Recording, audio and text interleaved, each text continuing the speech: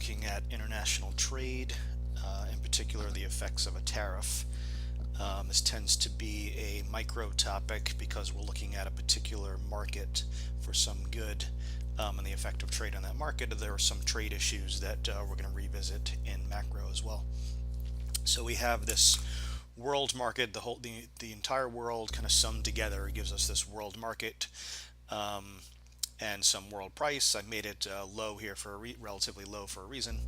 Um, and then this is just whatever market, domestic country or market that we're looking at for some particular good that's also being sold in the rest of the world. So same good, um, it's being sold at some price in the rest of the world, and it just happens to be that in our domestic market, if we didn't have any trade, then we'd be over here at P1 and Q1, and the price would be higher relative to the rest of the world. So for some reason, the rest of the world has a comparative advantage relative to us in terms of this particular good. So it would cost more in the domestic market than it would in the rest of the world. And so if we open up this market to trade, we allow people to import and export, then if the world price is lower than what our domestic price would be without trade, then we're going to want to import this good. Because once people can buy at the world price of PW, there's no reason why anyone would want to buy at a price of P1 anymore. So people are just going to go import this good, and at this price, the quantity demanded for this good is over here at Q2.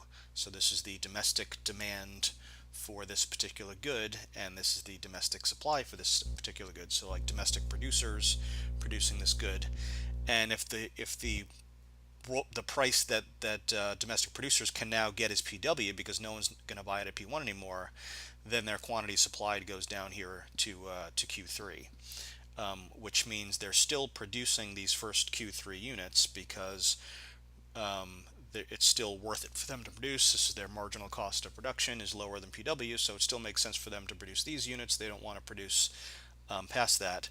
But now our domestic buyers want to buy this much at a price of PW, so we have domestic production out to Q3, and the rest of it becomes imports. So that value Q2 minus Q3, this quantity, is going to be the amount of imports once we open up this market to trade. So essentially it's like our domestic demanders are now facing a perfectly elastic supply of this product, because what we're assuming in this model is that this country is a relatively small part of the world. So we're not going to affect the world market by whatever we do, how much we want to buy or how much we want to sell. So if you can buy all you want at the world price, that's essentially like facing a perfectly elastic supply of that good. So if demand was here, the world could easily provide that much for us, or if it was here, we'd be buying that much. So wherever we happen to cross that line, essentially that's how much we're able to buy. So we're going to be importing this much, and now we can just run through surplus before and after trade, before and after we start importing. So let's just go to that domestic market graph. And so consumer surplus, so before trade, before we open up this market to trade, then consumers were here with a surplus of A. Producers were producing out to here with a producer surplus of B and E. Then with open trade, with imports being allowed, consumers now benefit from this because they consume more at this lower price, and so now they get A, B, C, and D. Our domestic producers don't like this because they're getting a lower price. They have to compete with the rest of the world, who can apparently produce this thing for a lower price. They are losing B, but B went to consumers. So from society's point of view or efficiency point of view, that's not lost. So it's just a transfer now to consumers, and they're left with E. So they're still producing here, getting this price. That's their willingness to supply, and so producers are left with E. So notice before trade, we had this total surplus, A, B, and E, and now we have all of this surplus. So C and D in this case are the gains from trade. And in this case, the gains go to consumers, and also producers lose out here. So that's the import case. If the world price is below what that domestic price would have been, then we're an importer. If we had the opposite, we're going to be an exporter.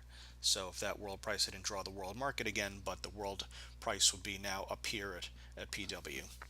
And now if that price is higher, then our exporters want to sell to the rest of the world. So if we now have a comparative advantage in producing this good, we can produce it for cheaper than the rest of the world. We want to go sell to the rest of the world.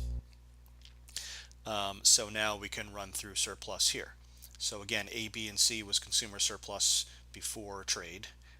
E and F was producer surplus before trade.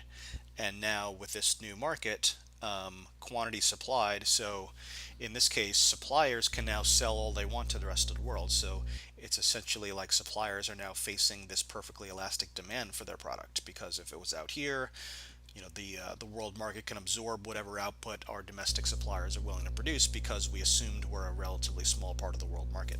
So they face this price, essentially this perfectly elastic demand for their product, and their quantity supply is going to be out here. So they're going to sell all they want at PW, which is going to be out here. Right? They don't want to sell any more than that. So quantity supplied is Q4, but our domestic demanders want to buy less because of that higher price. So our quantity demanded domestically decreases to Q1, and so that difference is going to be exports. So we still have this domestic consumption of this good, but then the rest come from exports, so we're exporting the rest. And then if we just run through surplus, well, consumers are hurt by this because they now have to pay this higher world price. No seller is going to be willing to sell at P1 if they can go and sell at PW, so they're left with A. But now producers get all this surplus, so they're producing out here to Q4 and they're getting this price, and so all of that is producer surplus. And here the gain to trade, the net gain, is that area D. And again, we had a transfer of surplus going on here. B and C used to be consumer surplus, and now it's producer surplus. So in either case, we have a net gain from trade. We're usually concerned with, in terms of efficiency, what is going on with total surplus. And so in each of those cases, total surplus, or the net gain from trade, is positive. So we gain in both those cases, but there's winners and losers in both of these cases.